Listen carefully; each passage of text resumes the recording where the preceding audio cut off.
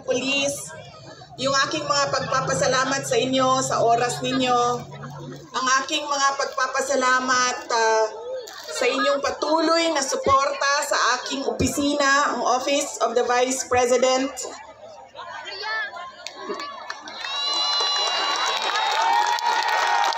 Inday Sara Duterte! Inday Sara Duterte!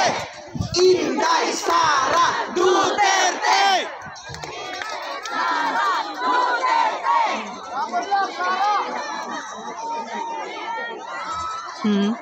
Malakas ang loob ko dahil nandyan kayong lahat.